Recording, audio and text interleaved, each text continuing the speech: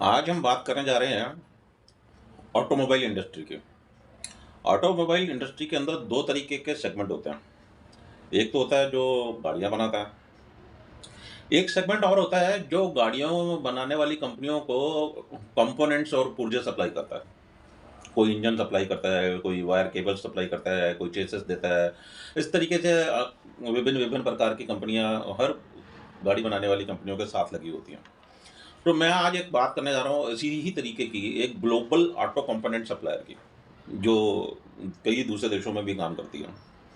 इस कंपनी में भारत की एक लीडिंग ऑटोमोबाइल कंपनी, गाड़ियां बनाने वाली कंपनियों का हिस्सा हुआ करता था।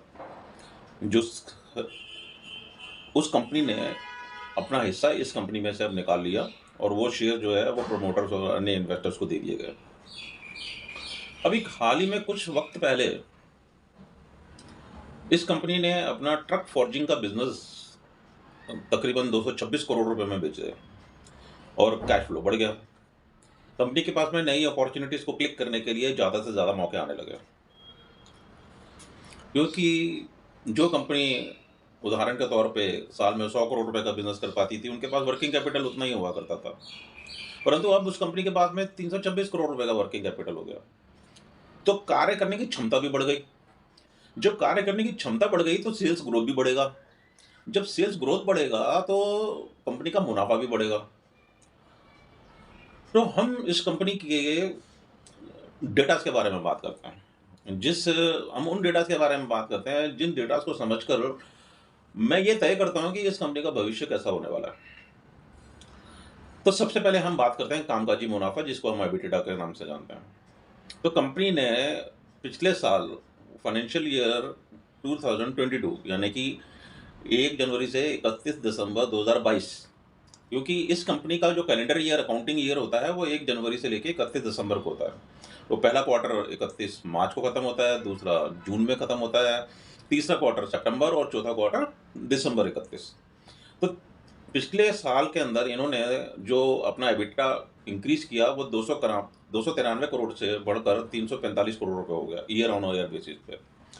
और जो मार्जिन थे, जिस मार्जिन में ये अपनी सेल्स किया करती थी कंपनी, वो 13 से बढ़कर 16% हो गई। ये बहुत काबिल तारीफ बात है कि आजकल जिस तरीके का इन्फ्लेशन चल रहा है, कंपटीशन चल रहा है, नई नई कंपनियां मार्केट में आ रही हैं, उसमें अपना मार्जिन का लेवल बढ़ाना है कंपनी के लिए बहुत मुश्किल काम होता है।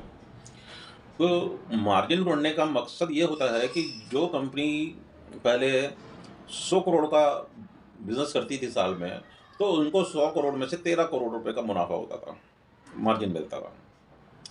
पर इस कंपनी ने अब ये परिस्थितियां बना दी हैं, सिचुएशन अपनी कंपनी में बना ली है कि 100 करोड़ के ऊपर अब इनको 16 करोड़ का मुनाफा होगा। और इधर से जो है इनके पास में 226 करोड़ का जो फंड फ्लो भी आ गया, तो सेल्स ग्रोथ और बढ़ेगी।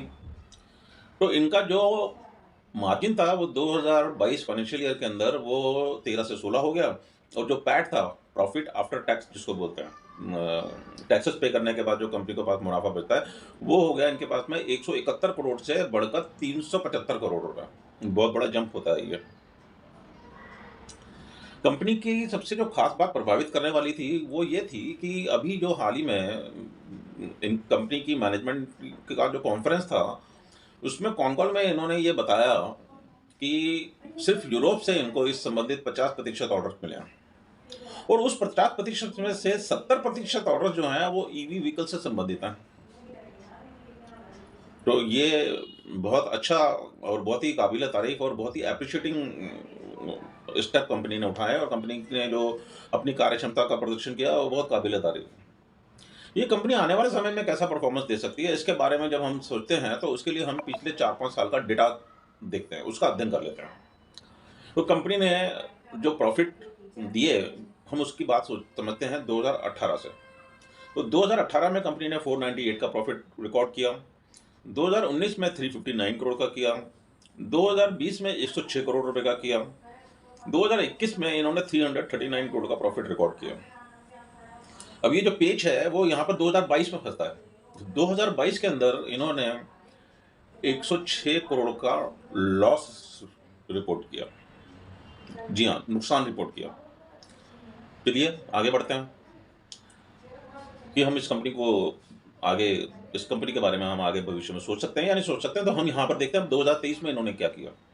2023 के अंदर जो मार्च था, इनका पहला क्वार्टर था, उस पहले क्वार्टर के अंदर ही इन्होंने कंपनी ने 278 करोड़ 278 करोड़ रुपए का प्रॉफिट रिकॉर्ड किया। जून में 302 करोड़ का किया और सितंबर में लगभग 375 करोड़ रुपए का किया। ये सिर्फ 3 क्वार्टर्स का ही अगर हम मुनाफा कैलकुलेट कर लें, इनको जोड़ लें, तो ये करीब-करीब 350-355 करोड़ रुपए तो इतना ही यही हो जाता है। जबकि अभी 1 क्वार्टर बाकी है दिसंबर का, उसमें भी कुछ ना कुछ पैठ तो आएगा ही आएगा। परंतु हम जो डाटा अवेलेबल है, जो हमारे हाथ में है, जो हमारे सामने स्क्रीन पर है, हम सिर्फ उसी की बात करते हैं और सिर्फ उसी को हम अध्ययन करते हुए हम आगे अगले साल के बारे में या उनके आने वाले साल और आगे आने वाले सालों के बारे में सोचते हैं।